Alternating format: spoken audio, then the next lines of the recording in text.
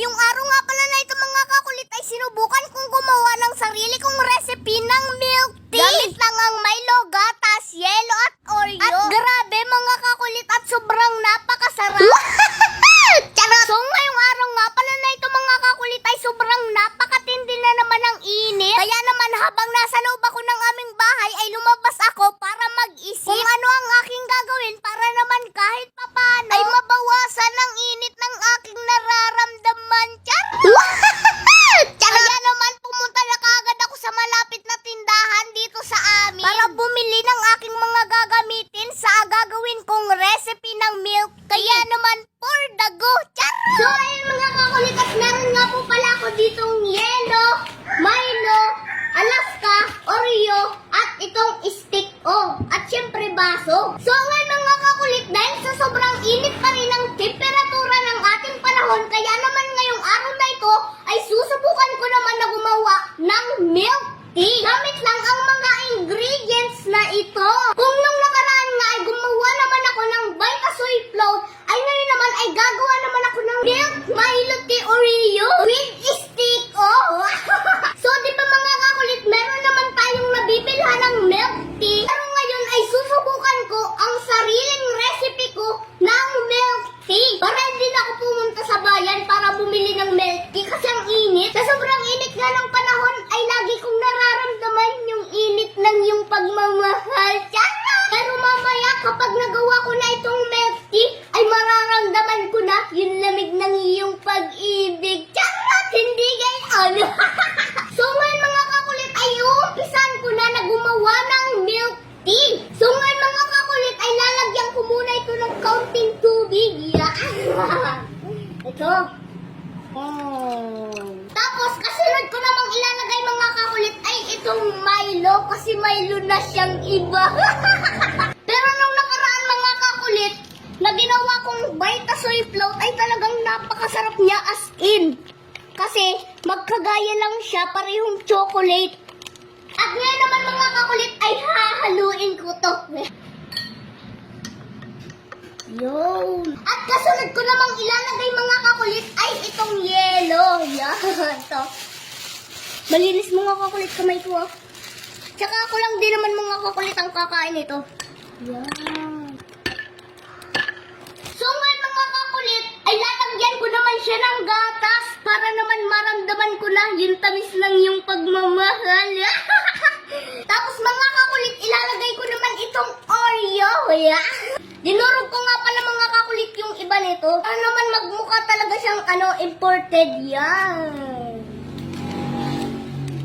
At ilalagay ko na rin mga kakulit itong stick. Dahil ito ang magsisilbing sipsipan ko. Ayan mga kakulit at ito na nga yung finally ng aking ginawang milk tea. Yun wow! Grabe! At talagang kitang-kita sa gilid niya yung linamdam niya mga kakulit. Yan wow! At sa akin nyo lang nga mga kakulit makikita ang ganitong klase ng milk tea. At ang straw niya ay stick. Talagang napaka-realistic niya mga kakulit. At talagang sa tingin mo palang ay napakasarap na niya. At napakalinamnam. Yan Ngayon mga kakulit ay tamang-tama ito sa sobrang init ng ating panahon. Ngayon mga kakulit ay susubukan ko naman na tikman kung ano nga ba ang lasa nitong ginawa kong milk tea. Sabi mga kakulit at sa lahat ng klase ng milk tea ay ito yung straw na pwede mo siyang kainin. Ito namang Oreo. Natunaw lang. Sarap. Ang sarap niya mga kakulit. Ayan mga kakulit at subukan nyo na rin. Dahil sa halagang 30 pesos ay meron na kayong ganitong klaseng milk tea. Ayan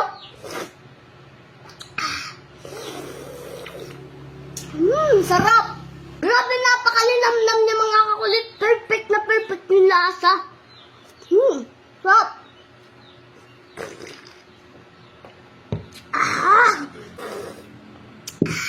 Ngayon, naramdaman ko namang muli ang lamig ng iyong pagmamahal. Charot!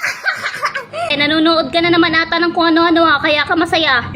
Masaya ako kasi naglalaro ako ng Epoch game at nananalo ako. Madali pa lang manalo dito at ang dali lang din maglaro. Eto, halika, tingnan mo. Papakita ko sa'yo kung paano. Isang paalala, itong laro nga pala na ito ay bawal sa bata kundi para sa matanda lang. Ang una mo nga lang palang gagawin dito ay mag-download at mag-register. At ilagay ang cellphone number, password, referral ID at verification code. At pagkatapos nun ay i-confirm. At dahil may account na nga ako dito kaya naman nag-login na lang ako. At isa nga sa pinakamaganda dito ay may daily bonus ka na pwede mo nang gamitin. At ang dami nga rin palang laro dito na pwede mong pamilian. Tulad ng Dragon vs Tiger, Mines, Color Game at iba pa. Ngayon naman ay ipapakita ko sa inyo kung gaano kadali maglaro at manalo dito. Ipapakita ko sa inyo at ang una kong lalaruin ay Dragon vs Tiger. Diyan ay mamimili ka lang kung alin ang gusto mong tayaan, ang Dragon ba or ang Tiger. Ngayon kung alin ang mas mataas na bara sa kanilang dalawa ay siyang panalo. At ngayon ay susubukan ko magbet ng 5 pesos sa Dragon para makita nyo kung mananalo nga ba ako. At ayan, di ba kitang-kita mas mataas ang barahan ng Dragon kaya nanalo na kagad ako. At ngayon susubukan ko naman ang isa sa pinakapaborito kong laro dito, ang Mines. Napakadali nga lang din palang laruin itong Mines. At ipapakita ko rin sa inyo kung paano ako manalo dito. Magbebet nga lang pala muna ako ng 10 pesos dito at para makita nyo kung mananalo nga ba ako. Ang isa nga pala sa iwasan mo dito ay mapindot mo ang bomba. Pero dahil hindi ko pa napipindot yung bomba kaya naman tuloy pa rin ako. At ayan, yung 10 pesos ko naging 19 pesos na. Susubukan ko ulit mag-click ng dalawa pa. At ayan, at dahil hindi ko napindot ang bomba ay nanalo ako. Yung 10 pesos ko ay naging 27 pesos na kaya naman wiwithdrawin ko na. O diba, napakadali lang manalo. At isa nga pala sa napakaganda dito ay yung napanalunan mo ay pwede mo ring withdrawin agad. I-click mo lang yung withdraw at ilagay mo sa withdrawal amount kung magkano ang gusto mo withdrawin. At ilagay mo na rin ang iyong GCash account at yung withdraw mo ay darating sa iyong GCash. Kaya ano pang hinihintay mo? Nasa comment section ng link, mag-download at mag-register ka na.